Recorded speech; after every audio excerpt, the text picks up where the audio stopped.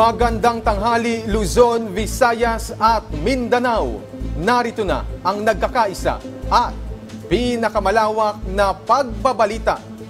Sa pangunguna ng Presidential Communications Office na kinabibilangan ng Philippine Information Agency, Philippine News Agency, Presidential Broadcast Service, IBC at PTV, mula sa IBC 13, ako po si Princess Jordan. Ihahatid namin ang mga komprehensibo at mahalagang balita mula sa iba't ibang bahagi ng bansa. Mula naman sa PTV, ako si Alan Francisco. Ito ang Balitang Pambansa! Ngayong tanghali sa Balitang Pambansa, Pangulong Ferdinand R. Marcos Jr. nanawagan sa lahat ng ahensya ng gobyerno na iwasan muna ang marangyang pagdiriwang ng Kapaskuhan. Pangulong Marcos Jr. muling bibisita sa Bicol Region para mamahagi ng tulong sa mga nasalanta ng bagyong Pipito. Mga lalawigan kung saan naglandfall ang bagyo, kabilang din sa dadayuhin. Bilang ng mga nasawi dahil sa panalasa ng bagyong Pipito, sumampa na sa 7. State of calamity, idiniklara naman sa ilang probinsya na sinalanta ng bagyo. Pamamahagi ng tulong ng iba't ibang ahensya ng pamahalaan sa mga nasalanta ng magkakasunod na bagyo, patuloy. Mas pinatatag na ugnayan ng Pilipinas at Cambodia, lalo na pagdating sa supply at abot kayang bigas, isinusulong ng pamahalaan. At DICT, patuloy na isinusulong ang digitalization sa mga ahensya ng gobyerno. Mas pinabilis na transaksyon sa mga tanggapan ng pamahalaan. Asahan! Una sa ating mga balita, nanawagan si Pangulong Ferdinand R. Marcos Jr. sa mga ahensya ng pamahalaan na iwasan muna ang magarbong pagdiriwang ng Kapaskuhan. Ayon sa Malacanang, ilaan na lang sa pagtulong at pagbabahagi ng biyaya sa mga kababayan nating nasalanta ng bagyo sa darating na Christmas season. Si Clazel Pardilla ng PTV sa Balitang Pambansa. Hinikayat ni Pangulong Ferdinand R. Marcos Jr. ang mga opisyal at kawani ng gobyerno na gawing simple ang pagdiriwang ng Christmas party at Kapaskuhan bilang pakikisaan niya ito sa milyong-milyong biktima ng pananalasa ng bagyo na patuloy na nagdadalamhati matapos mawala ng mga mahal sa buhay, tahanan at pinagkakakitaan. Hinimok na Executive Secretary Lucas Bersamin ang mga ahensya ng gobyerno na bawasan ang gasto sa selebrasyon ng Pasko. Ibigay na lamang aniya ang matitipid bilang donasyon sa mga tinamaan ng kalamidad. Ang tunay na diwa ng Pasko, pagkakaroon aniya ng malasakit, pagbabahagi ng biyaya at paghahatid ng saya sa ating kapwa. Sabi pa ni Bersamin, bilang isang bayan, maaari nating bawasan ang kalungkutan ng mga higit na nangangailangan ngayong Pasko. Hindi anya kailangan ng kautusan para rito. Tiwala si Bersamin sa kabutihan ng mga kawani ng gobyerno na magkukusang ipatupad ang panawagan ng presidente. Ayon kay Romel Flores na naapektuhan ng bagyo sa Virac, Catanduanes. Tama po si Mr. President na wag muna mag-celebrate ng mga Christmas party kasi dapat po mauna yung mga nasiraan po ng bahay, madinaanan po ng bagyo, dapat po imunang-unahin po natin. Hindi man direktang tinamaan ng kalamidad, sabi ni Judith, nakatira sa Bontoc Mountain Province. If there are people who are in need of help, then it's our responsibility to help as we can.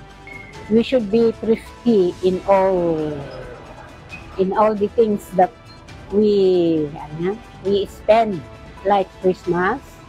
Tiniyak naman ng Administrasyong Marcos na mararamdaman ng mga naapektuhan ng bagyo ang diwa ng Pasko. Doble kayod ang pamahalaan sa pamamahagi ng relief goods sa mga biktima ng sakuna. Nangako rin na magbibigay ng tulong para maibalik ang kanilang mga nawalang hanap buhay at tahanan. Mula sa PTV, Clazel Pardilla, Balitang Pambansa. Sa kaugnay na balita, pabor naman ang ilang kawani ng pamahalaan sa direktiba ni Pangulong Ferdinand R. Marcos Jr. na huwag maging marangya sa pagdiriwang ng Pasko. Si Alvin Baltazar ng Radyo Pilipinas sa Balitang Pambansa. Alvin? Yes, magandang tanghali, Princess. Suportado ng mga empleyado. Gaya dito sa Malacanang, ang desisyon ni Pangulong Ferdinand Marcos Jr. na nakatalaga dito sa palasyo, sinabi ng mga itong pabor sila sa naging hakbang ng Pangulo. Ang matitipid sa nakagawiang selebrasyon ngayong holiday season, dapat na lamang umanong ipandagdag tulong sa mga biktima ng kalamidad. Pakinggan natin, Princess, ang ilang mga kawani dito sa palasyo ng Malacanang na ating nakapanayam. Okay naman sir, nagawing simple na lang sir kasi alam naman natin na tinamaan tayo ng bagyo ngayon. Mas kailangan ng mga kababayan natin yung pera na gagamitin sa Christmas party.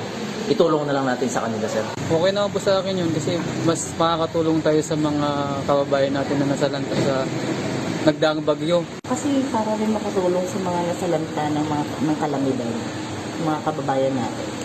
Kasi sa dami po nang nangyayaring sakuna ngayon para din po sa mga kababayan natin na naapektuhan po ng calamity. Matatandang, Princess, na naglabas ngayong umaga ng statement ang Office of the Executive Secretary na kung saan ay pinanawagan ni Pangulong Marcos na huwag maging magarbo ang selebrasyon ngayong nalalapit na Kapaskuhan ng mga kawani ng pamahalaan. Nagulat mula sa Palasyo ng Malacanang, ako naman si Alvin Baltasar ng Radyo Pilipinas para sa Balitang Pambansa. Maraming salamat, Alvin Baltazar. Muli namang bumalik si Pangulo Ferdinand R. Marcos Jr. sa Bicol Region para mamahagi ng tulong sa mga nasalanta ng bagyo. Kabilang sa binisita ng Pangulo ang mga lugar kung saan naglandfall ang bagyong Pepito. Si Gab Villegas ng PTV sa Balitang Pambansa. Gab? Princess, handang-handa na ang mga taga-Hirap at Zamboanga sa inaabangan pagdating ni Pangulong Ferdinand R. Marcos Jr. dito sa Hirap Sports Complex. Inaasahan kasama ng Pangulo sila Special Assistant to the President Antonio Lagdamea Jr., DCWH Secretary Manuel Bonoan, Labor Secretary Benjamin Isma, Defense Secretary Gilberto Tudoro Jr., DILG Secretary John Luis Remulla, CCO Secretary Cesar Chavez, DSWD Undersecretary Diana Rose Cahipe at Office of Civil Defense Administrator Ariel Ertumuselo. Ayon kay Rosel Navar, Head ng Catanduanes Provincial Welfare and Development Office, abot sa 1,000 family food packs at 5,500 pisong cash relief ang ipapamahagi sa mga residente ng Barangay Rawis, Kapilihan at Fransa dito sa Virac. At ang mga nasabing ipapamahagi ay magagaling sa DSWD National. Naasahan naman na anumang oras ay darating si Pangulong Ferdinand R. Marcos Jr. dito sa venue matapos ang isasagawang aerial inspection ngayong umaga. At yan muna ang latest, balik sa iyo, Princess. Maraming salamat, Gab Villegas. Nangako ang Estados Unidos ng $1 milyong na humanitarian aid sa Pilipinas na gagamitin sa pagbangon sa mga lugar na sinalanta ng magkakasunod na bagyo. Nagbabalik si Alvin Baltazar ng Radyo Pilipinas sa Balitang Pambansa. Sa ika-4 na pagkakataon, muling bumisita sa bansa si U.S. Defense Secretary of State Lloyd Austin na nag-courtesy call din kay Pangulong Ferdinand R. Marcos Jr.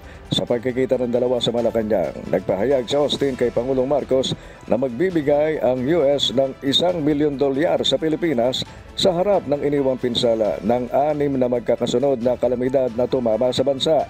Ito ay dagdag sa halos 100,000 pounds na relief supplies na una nang naibigay ng Amerika.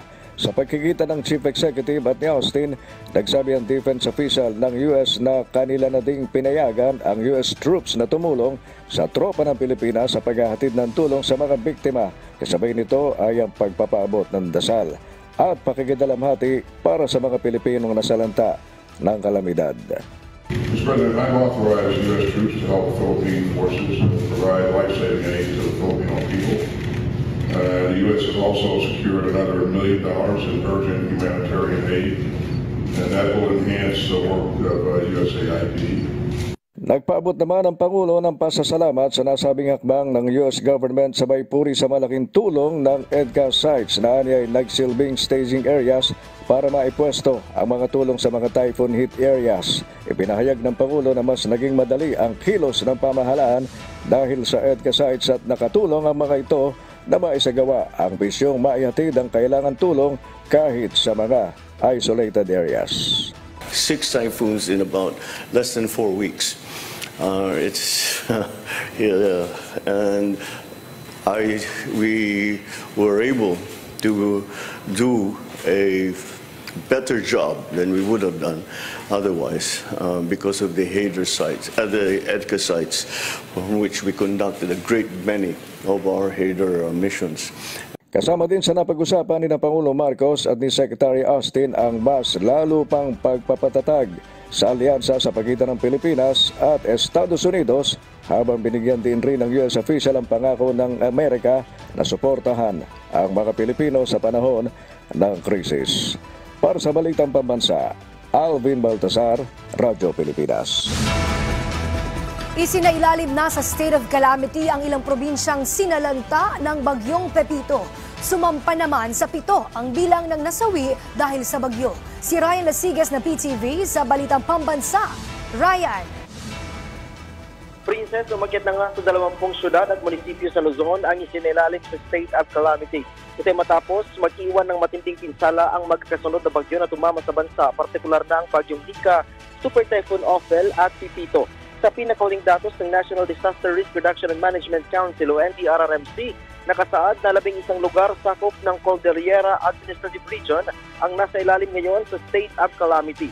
Sa Cagayan Valley, 8 lugar ang isinailalim na sa state of calamity dahil sa tindi ng epekto ng bagyo, habang isa naman mula sa Central Luzon.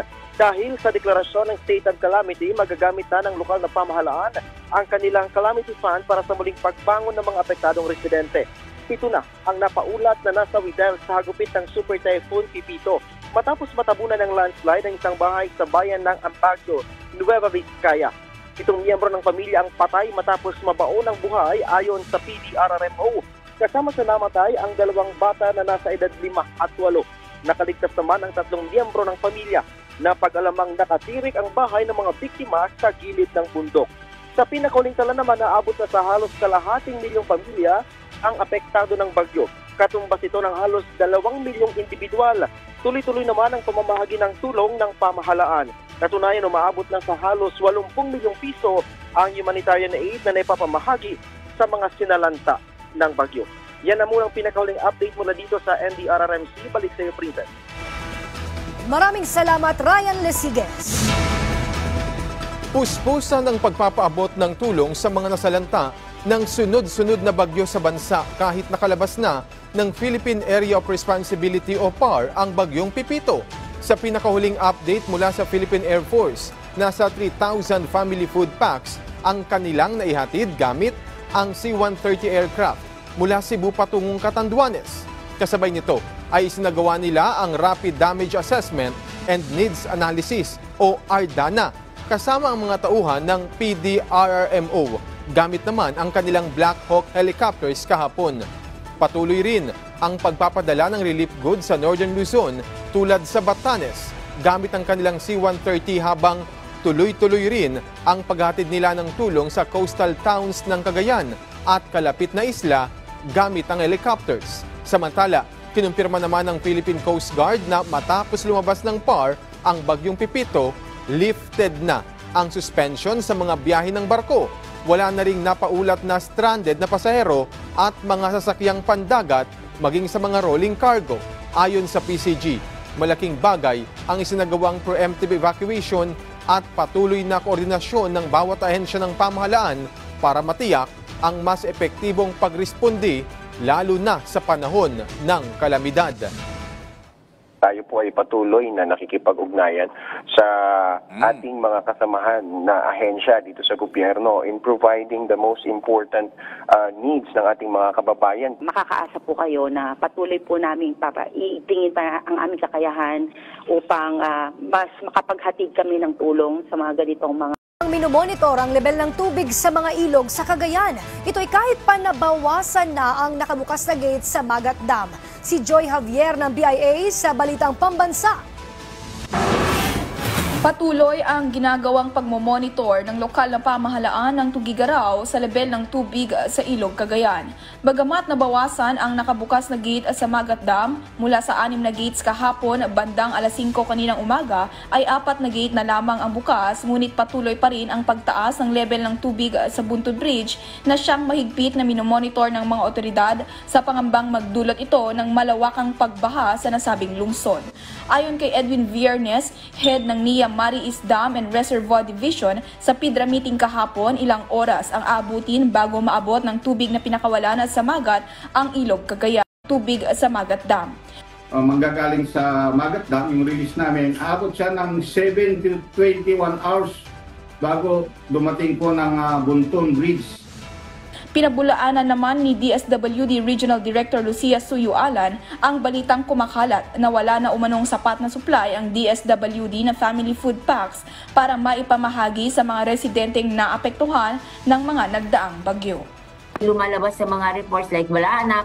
Ang totoo, meron pa naman. That's why yun din yung pakikiusap natin sa mga LGU na ibigay na kaagad. Once na nandun sila sa evacuation center, ibigay na kaagad.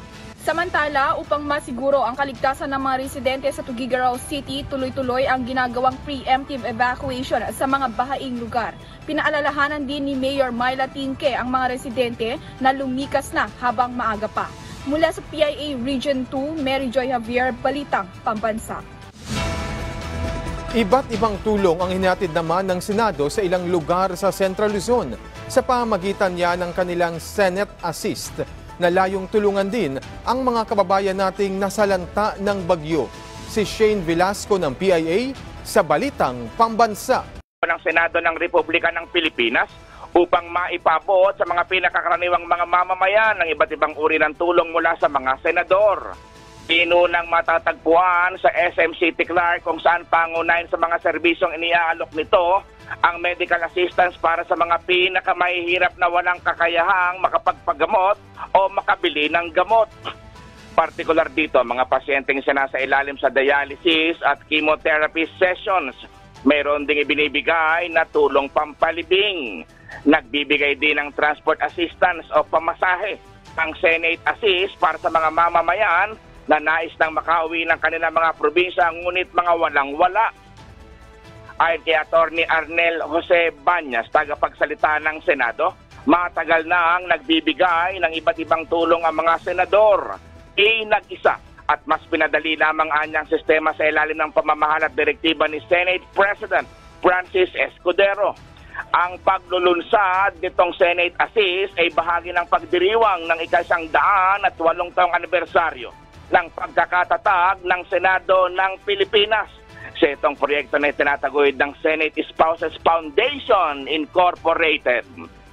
Mula sa Philippine Information Agency Gitnang Luzon, Shane Velasco para sa Balitang Pambansa. Maraming salamat, Shane Velasco. Nagpatupad ng mga programa ang lokal na pamahalaan ng Eastern Samar. Layon itong maghatid ng panibagong pag-asa at makapagsimula muli ang kanilang mamamayan, lalo na ang mga nasa liblib na lugar. Si V. Tolentino ng PIA sa Balitang Pambansa.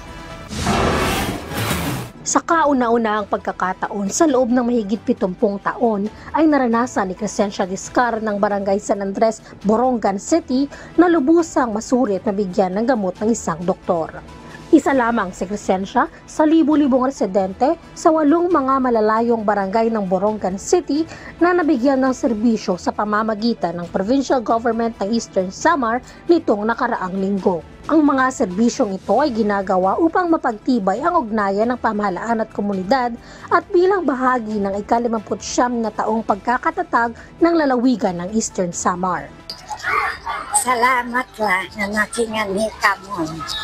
Nakaaro akin medisina at dokumento. Maliban sa serbisyo medikal at pangkalusugan, inihatid din ng serbisyo caravan ang pagbibigay tulong sa mga taga-barangay sa pamamagitan ng mga iba't ibang ahensya ng nasyonal at lokal na pamahalaan tulad ng serbisyong pangkabuhayan, serbisyo legal, serbisyo pang-agrikultura at maging ang pagbibigay ng mga importanteng mga dokumento. Damo nga salamat na nagaano kami medisina kasi waray na pagkabuhi. Sinabi naman ni Eastern Samar Governor Ben Iverdone na ang programang ito ay isa lamang sa mga hakbangin ng pamahalaan upang magkaroon ng bagong pag-asa, lalo na ang mga naninirahan sa mga malalayo at liblib na mga pamayanan. Mula sa Philippine Information Agency Eastern Visayas, V. Tolentino Gumban, Balitang Pambansa. Para sa lagay ng panahon, 3 weather systems naman ang umiiral ngayon sa bansa na magdadala rin ng mga pag-ulan sa ilang lugar. Alamin natin ang update niyan mula kay Pag-asa Weather Specialist Lori De La Cruz. Magandang tanghali po. Magandang tanghali, Pilipinas, na nasang Reyes mula sa Pag-asa. Posible ng mga maulap na papawin na may pag-ulan sa Batanes at Gawin Island tulad ng Rochester, Surface Wind po at Shear Line. So, sa mga kababayan natin doon, sa mga lakad, huwag kong kalimutan mo naman ng payo. Sa Caraga, Northern Mindanao, posible po ang mga pag-ulan dahil naman sa easterly. But for the rest of the country, in Metro Manila, generally fair weather, given na lamang sa mga localized weather cells na hapon natin.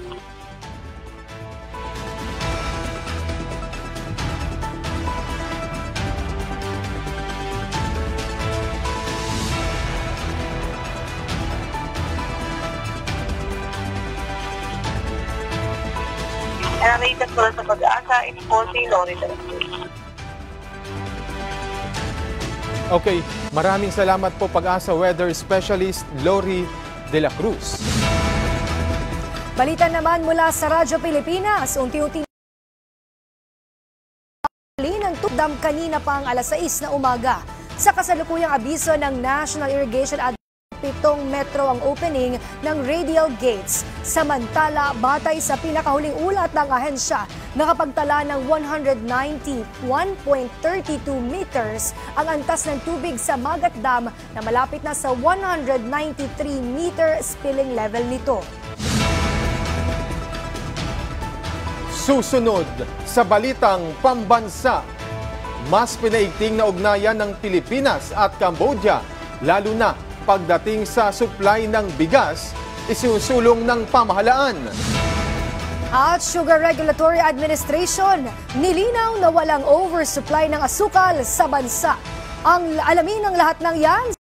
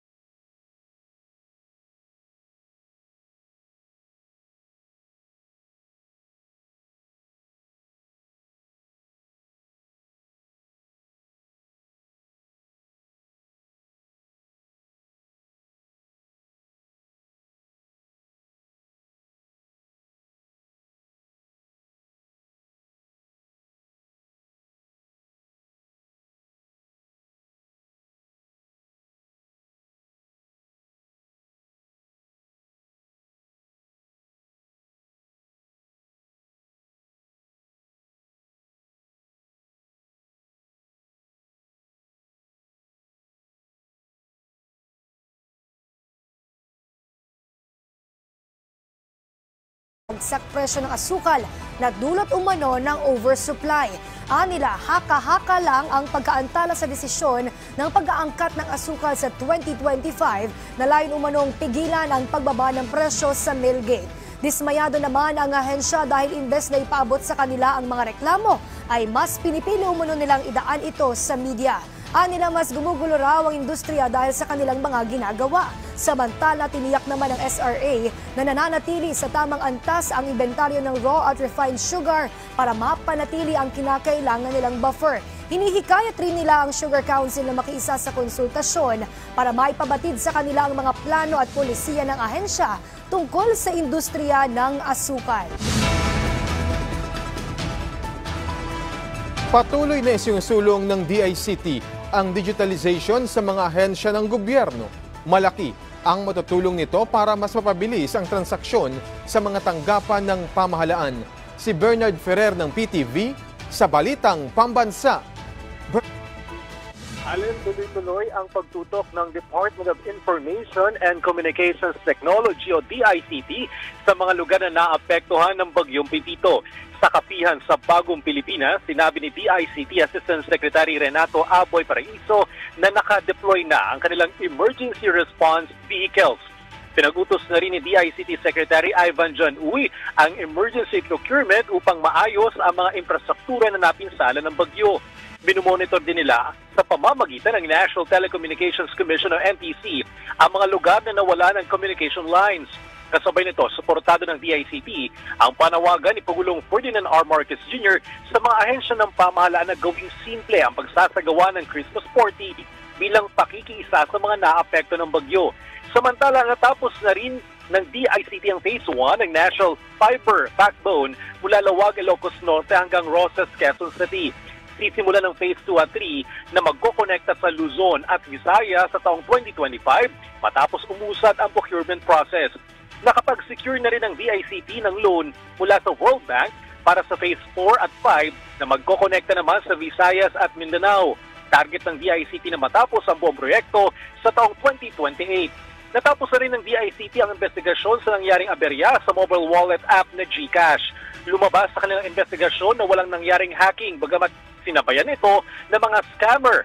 Marami-rami umano ang nagreklamo sa DICT na nabiktima ng phishing scam at financial scam.